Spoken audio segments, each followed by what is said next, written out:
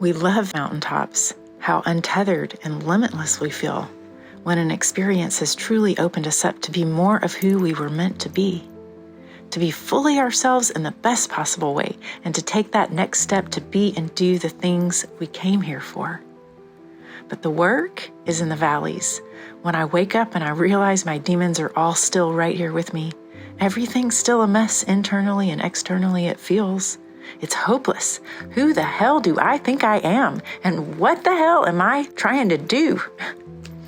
Baba Ram Dass says, the delicate problem is this, that as you start to experience higher states of consciousness, which is what a mountaintop experience is all about, you are slowly extricating yourself from an entire network of attitudes and associations that have reinforced your being at the level you're just leaving, and everything around that will constantly tell you, come back, you're making a mistake, come on back. And there is this horrible transition stage when you start to see the possibilities of an alternative way of viewing the world and yourself. But you still desperately need the reassurance of all the people who view the world the other way. I have always needed that reassurance, that I'm good, that I'm doing okay, that I'm not part of the problem adding to the mess.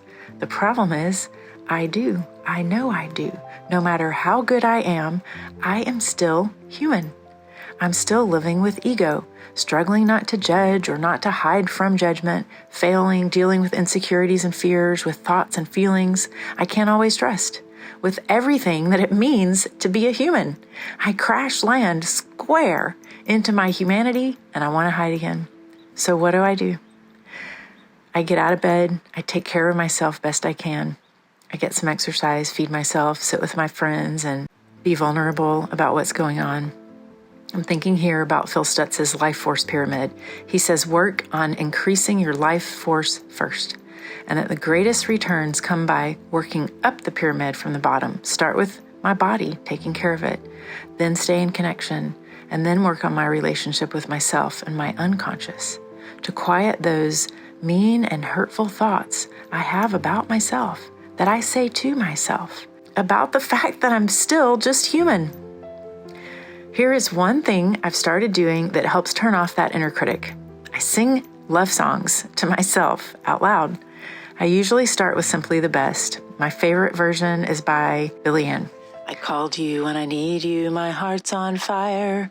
You come to me, wild and wired. You come to me. You give me everything I need. Give me a lifetime of promises and a world of dreams.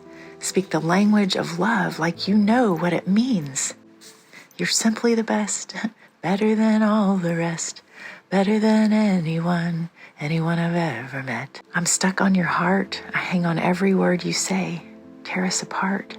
Baby, I would rather be dead. In your heart, I see the start of every night and every day. In your eyes, I get lost. I get washed away. Just as long as I'm here, in my arms, I could be in no better place, because you're simply the best. Now, about the better than all the rest part, better than anyone I've ever met, it's not about me being better. It's about me not even thinking about wanting to be anybody else.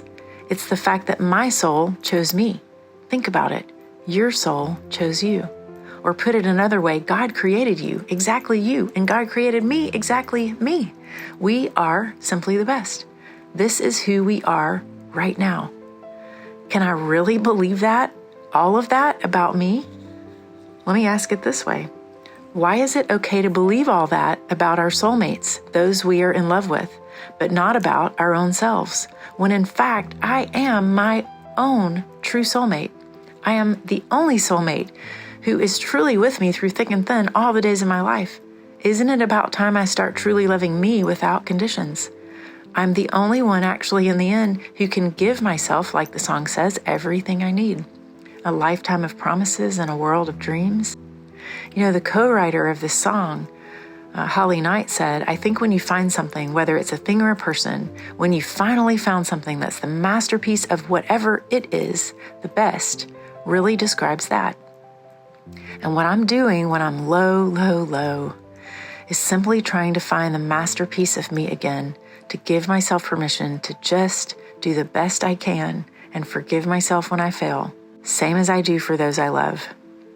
I'm thinking of Robert Palmer. I used to look good to me, but now I find me dun, dun, dun, dun, simply irresistible. There's Etta Jones. At last my love has come along. My lonely days are over and life is like a song. I am mine at last. Cyndi Lauper's Time After Time. If I'm lost, I can look and I'll find me. If I fall, I'll catch me time after time. Ed Sheeran, I found a love for me.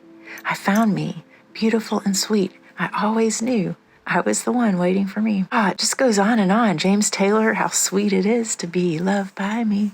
I needed the shelter of my own arms, and there I was. I needed someone to understand my ups and downs, and there I was. Find your love song and sing it to your soul. And don't worry that this self-love is narcissism. That is when I need admiration and praise from everyone else because I don't have it within me. It's not narcissism. It's not being self-centered. It's not being conceited and talking about myself all the time. It is in fact talking to myself all the time as that person I've always wanted for myself, including singing love songs to myself, which is one really fun way to turn off the inner critic and believe in myself again when I'm really low. So, what is your favorite love song of all time? Sing it to your soul.